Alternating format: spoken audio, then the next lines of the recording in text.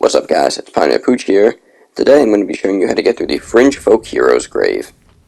You want to start in the graveyard at the very beginning of the game, and you have to use 2 stonesword keys to get into this area. Simply jump down into the poison, and then run right over to this pot right here. Staying on top of it will cause the meter not to go up anymore, so you could wait for it to cool down.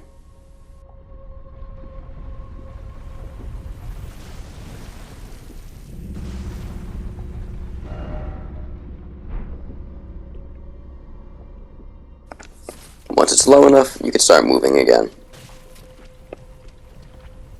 As soon as you get to this point, there's going to be a chariot that comes up. You want to follow it down as soon as it starts moving.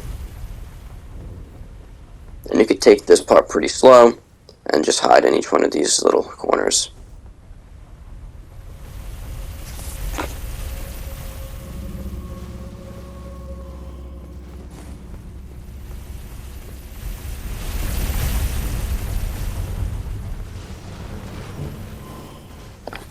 Once you get to this third one right here where this guy spawns in, you're going to want to make sure you kill him first before you do anything else.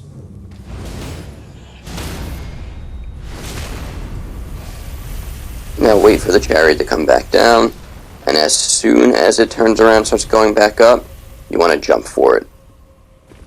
As soon as you get down here, just run as fast as you can.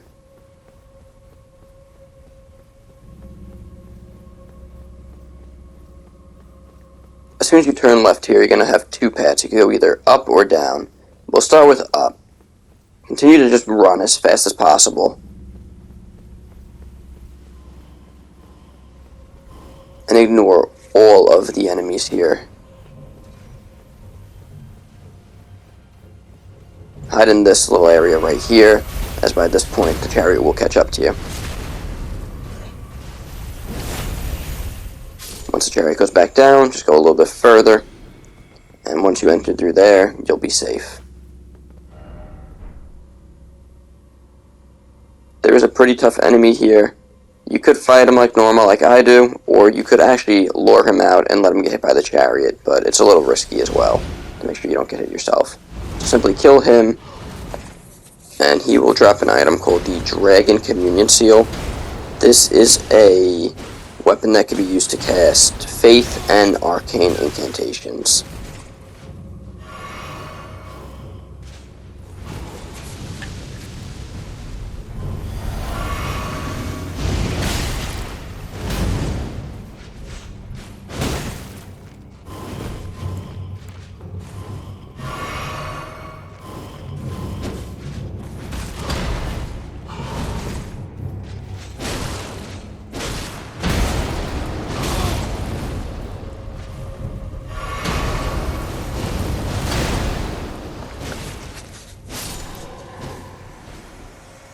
Once he's dead, simply pick up the item, and then your next step is to go down towards the boss fight.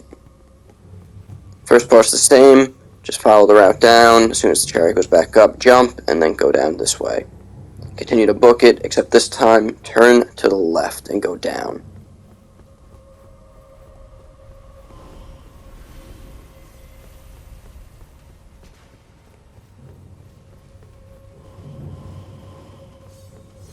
Continue to run until you make it to that little area right there. You're going to want to make sure you hide in there because the chariot will catch up to you.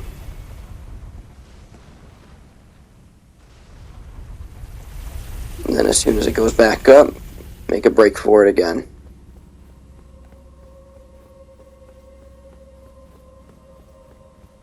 And then right behind the fog wall right there is the boss. There's a statue of Marika there.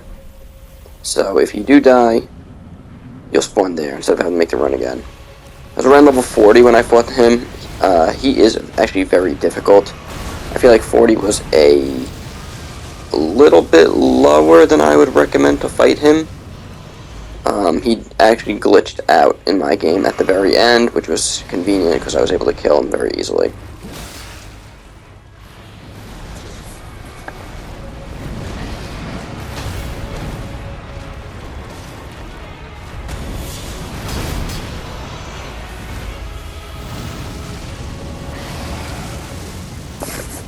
one recommendation I have for him is actually to stay pretty close to him.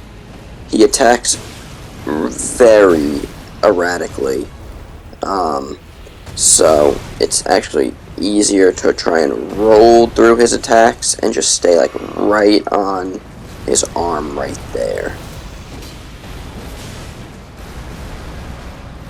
And then you just have to be pretty good with your dodges.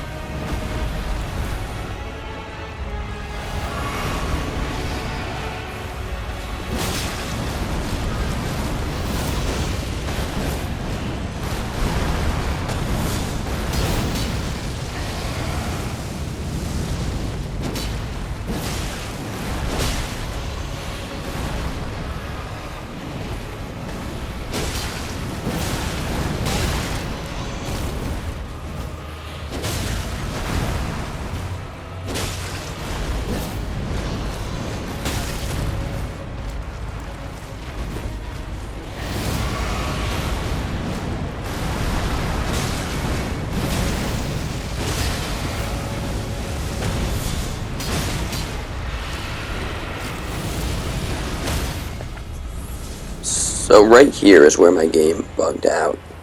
I was able to get the riposte on his head for breaking his guard, and then he simply stood back up after I didn't riposte and didn't attack me.